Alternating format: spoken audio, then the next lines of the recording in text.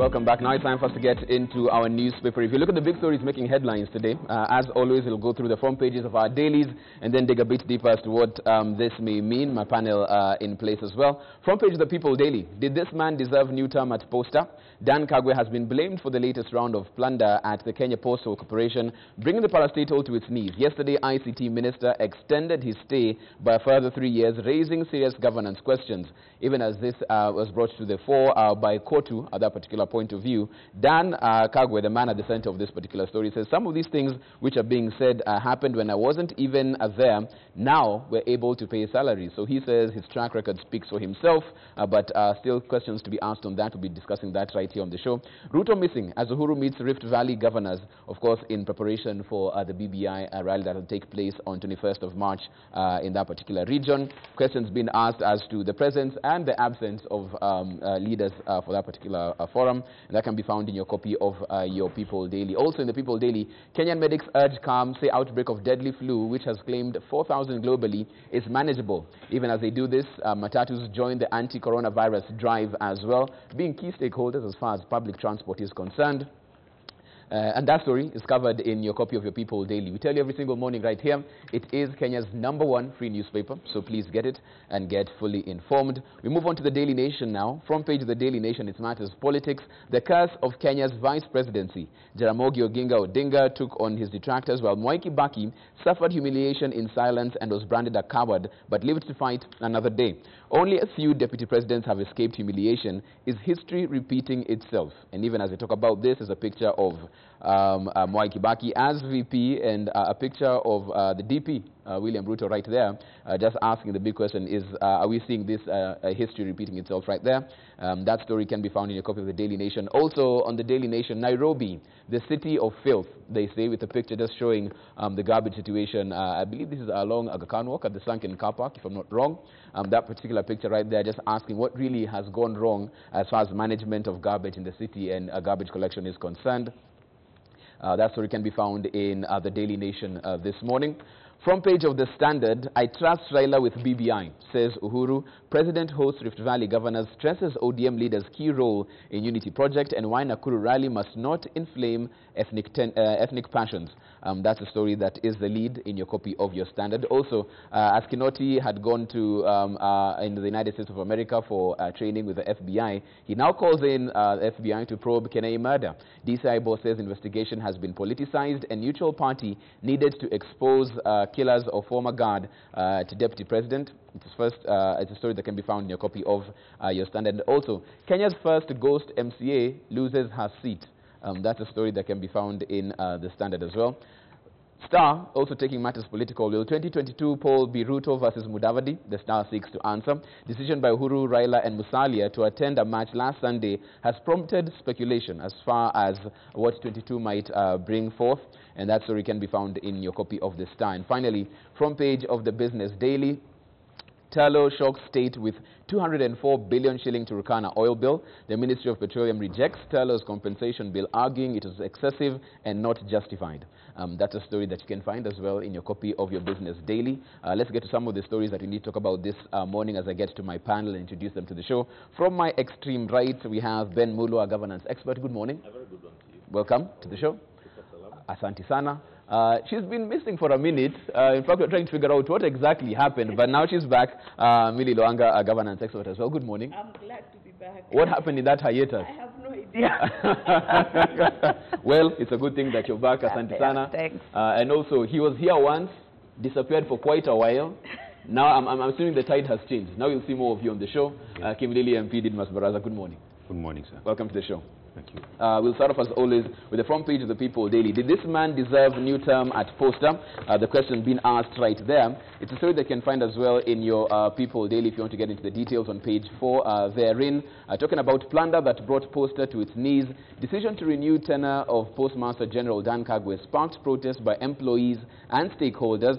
The red flag, of course, being raised and the whistle being blown by Kotu officials. Ben Okwaro speaking on this particular one, saying Kagwe has mismanaged this corporation. We therefore are calling on the ICT CS to revoke his appointment. There are also employees talking about how they now can't get loans, they can't service their loans because of not being paid their salaries on time, and this meaning they're getting bad credit reports from the credit rating bureaus. When it comes to these particular appointments, because when you read this story, it almost seems like it was done in the dead of the night, wasn't supposed to see the light of day, and it was supposed to be business as usual. Here we have K24 who have probably, because of the employees, blown the whistle on this particular one.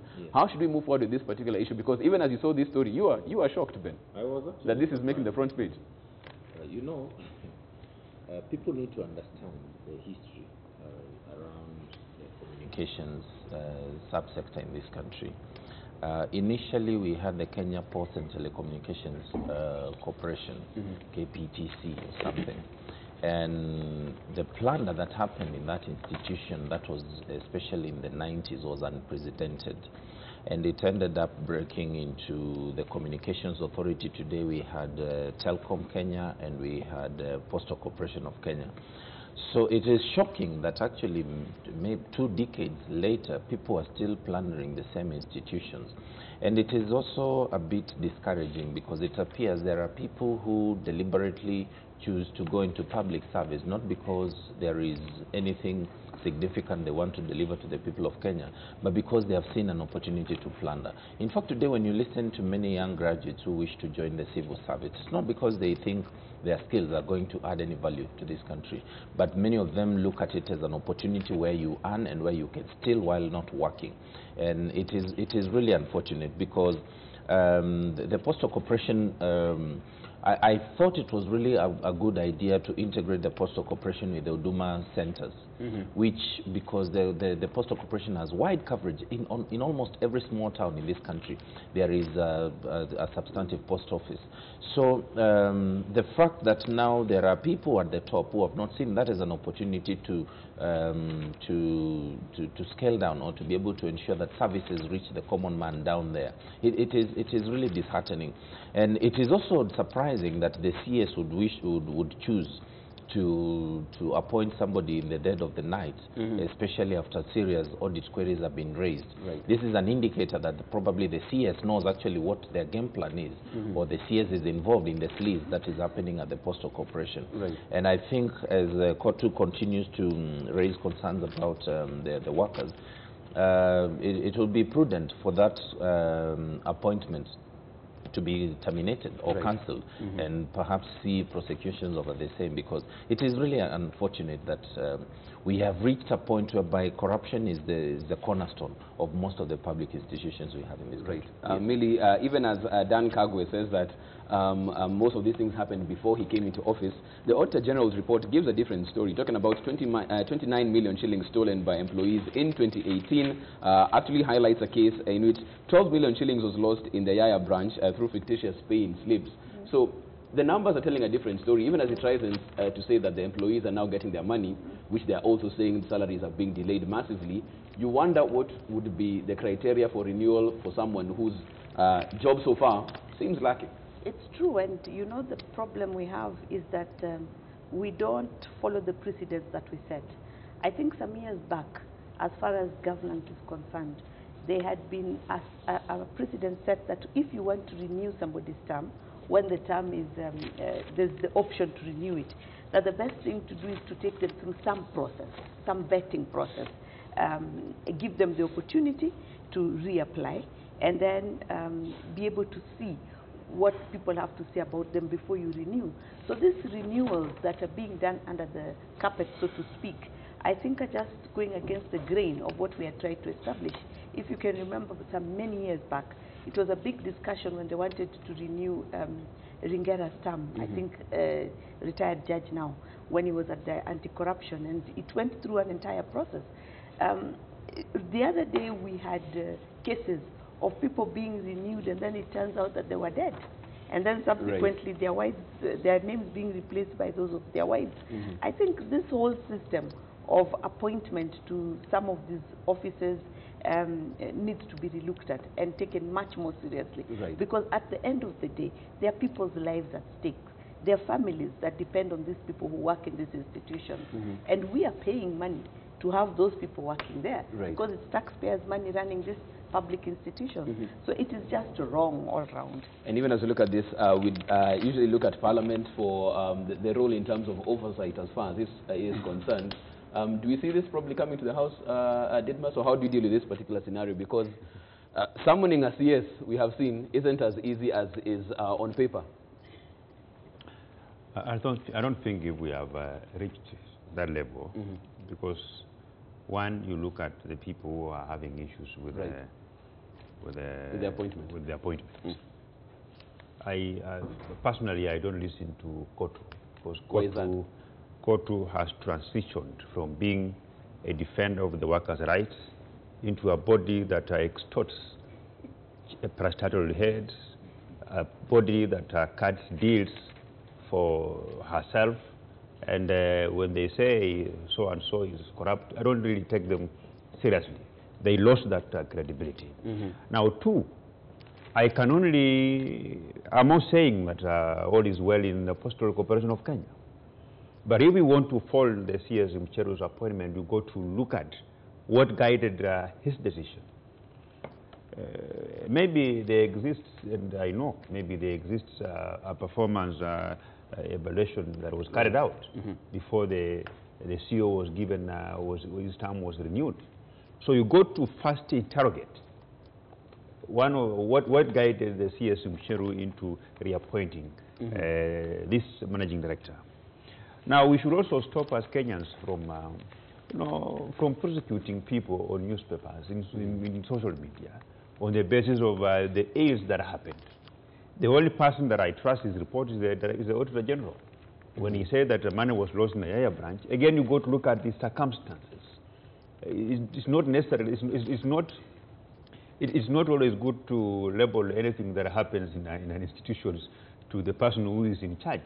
And I think that one now I really want to pardon the CS, that we need to be, if there is money that was lost, we have competent authorities that could really move in and give Kenyans a good picture. I no longer trust what's written on the newspaper here. Okay, but Honorable Baraza, let me interrogate that deeper, because if the money is lost under your watch and you're the one at the helm, surely it comes to the job. The buck stops with you. No, it depends. The money can be lost under my tenure as the managing director, but if there is proper demonstration that the managing director has participated in developing of procedures to be able to recover that money or to prevent such money from reoccurrence, then it doesn't mean that you are culpable. You need to demonstrate the immediate action that you took, and what long-term plans have you put into place to ensure that such privileges doesn't happen. I mean, if you just say that anything that happens under your watch, then you should resign. You can imagine how many presidents Kenya could have had from 2017 up to now, because there are so many things that have been reported to have happened in President Uhuru Kenyatta's government. Right. Yeah. Okay. And of course, that's a key issue, right? There also, when it comes to, and that's a key issue that has been raised by Didmas as well. I want to ask Ben on the same, because at the top of the office, as CEO, as Didmas says, of the country or of a corporation, where does the accountability lie? Because in such a scenario, if it happens when you are the CEO, you'll have to explain where the 12 million or 29 million went. At the end of the day, actually, the CEO of any quasi-government organization that is a parastatal is the accounting officer. So the buck stops with the CEO. Whether it is the messengers who are pilfering resources, whether it is the drivers, whether it is that is not the responsibility of the public. At the end of the day, the Auditor General, when they raise those questions, the CEO must be able to demonstrate either specific measures that they have put in place to ensure that public resources are safeguarded, or leave office. Because at the end of the day, we are talking about taxpayers' money here. We are not talking about, if it was a private business, they can do whatever they wish to do out there and steal their own money and disappear. That's okay. But especially when it involves taxpayers, then the ball game becomes different. So that's why I think it is a bit unfortunate for the CS to insist on renewing his contract. when there are grave audit queries that have been raised. Right. In my view, there is no shortage of Kenyans who are qualified and competent enough to run and turn around the Postal Corporation. Right. So insisting on sticking with an individual who has demonstrated incapability to deliver the expectations of Kenyans is a bit unfortunate, and it is a slap in the face of Kenyans who expect most of these organizations to be able to offer services. Okay, I want to switch gears. To add on to that briefly. Remember that the government requires officers at certain levels to have undertaken some certain trainings which help to build their governance and management skills. Absolutely. There are courses that they have to attend at the School of Government in order for them to qualify for those positions. And that is just to ensure that they learn the skills that they require for them to be able to watch out for all the spaces, to ensure that things are running adequately. And in fact, if there's a problem, they should be the whistleblowers, you know, to say that there's a problem here and somebody needs it and I'm working on it. Then in that case, you'd say that the buck may have ended with them in calling out that there's a problem, and you'd see this is somebody who is in charge and in control of things. Right. So we can't forget even as we talk about the buck stopping right there, on page 5 of the People Daily as well, before we get into our first break, it's a story that some people are quite shocked to see. Kitui summoned over 340 million shilling loss. Yes. UNCTAD boss to explain 40 contracts that cost government millions while he was trade minister.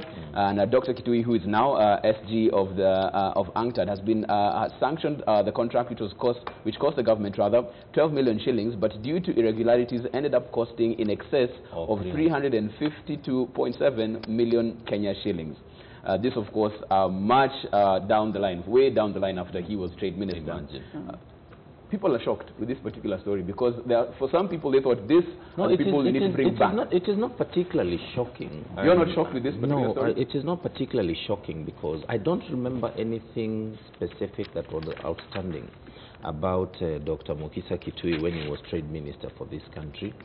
And if you remember, around the same time, in fact, I've seen a comment here by the Mavoko MP, Honorable Patrick Makau, indicating that this was like an Anglo-leasing type kind of a scandal. And you realize at some point there was a lot of those kinds of scandals coming up during the Kibaki tenure. And this would not be surprising because many departments or many ministries were caught up in similar funny scams. Because how do you explain a contract that shoots from 12 million shillings all the way to 352 million shillings? That is more than 100 times more. So I think it will be important for the Director General now of UNCTAD to come and shed light in terms of exactly what happened.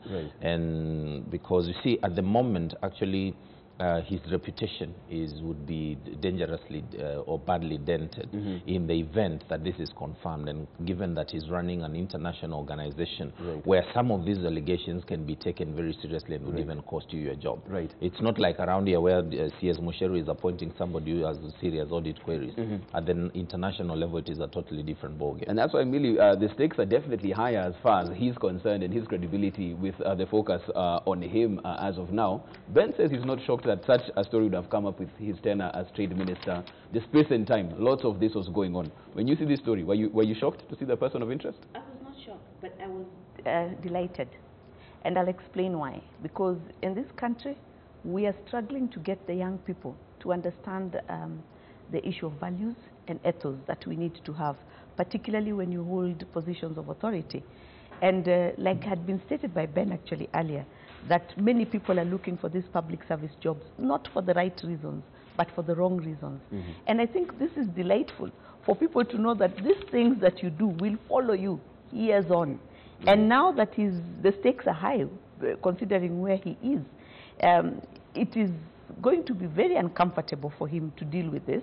And I hope that he has got the proper response and that there are things that would be able to clear this if he was not involved in it at all. If he was, it is great that it is coming out now because it is likely to cost him his position there. It's definitely going to dent his international image, and that may just teach the young people in this country that your actions today can come up to light tomorrow and it will cost you.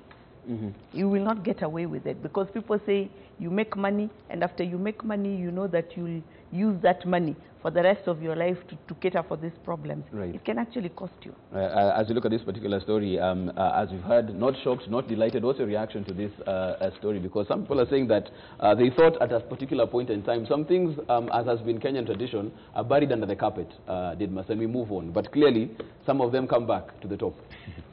But you know, it's funny because the last time I checked, I don't remember Dr. Posta being an accounting officer of the Ministry of Trade and Industry, and I think the person who is supposed to have properly responded to these questions is the PS at that time. Because if you say that the minister gave a note, I mean, as a minister, you are in charge of policy. You can agree in principle that yes, I agree this is supposed to be done, but it's the duty of the accounting officer, the PS, to be able to realign the thinking of the minister to be within the law and in the best interest of the country in terms of the country getting value. Right. So I think that is how things should be done. But then we got to learn something from this summer. I believe that the efficient way of auditing expenditure of public funds should be immediate. After every financial year, go to do a thorough audit. The fact that the park now is investigating something that was done under the very old constitution in 2004. I mean, this explains to you how rotten our institutions are. Right. So why would we want to wait until that time? So if for example now, if you find out that there was a problem at that time, now we have very many laws that have changed. How are you going to prosecute those kind of laws? Are you going to prosecute them under the old order, the old constitution, or you are going to prosecute them under the current constitution? So these are some of the challenges that we find ourselves as a country. Maybe at that time things were being done differently. You know, we must learn, we must build the capacity of our institutions, whether Parliament, whether EACC, whether Office of the Auditor General, with the capacity and give them the power and the resources to be able to audit government expenditure of public resources. Immediately such things are done. I don't expect the expenditures of 2019-2020 financial year to be audited in 2030 or 2032. We'd like your views on this as well. You can get us at K24 TV. You can also SMS us. Our line is 21222. We'll take a short break. On your back after the break, of course, it still matters BBI. Yesterday, the Senate and the National Assembly gave their views for validation to the steering committee therein, and also the consultative meeting happening that took place with leaders of the Rift Valley and the President as far as the BBI rally for 21st March is concerned. We focus on that after the break.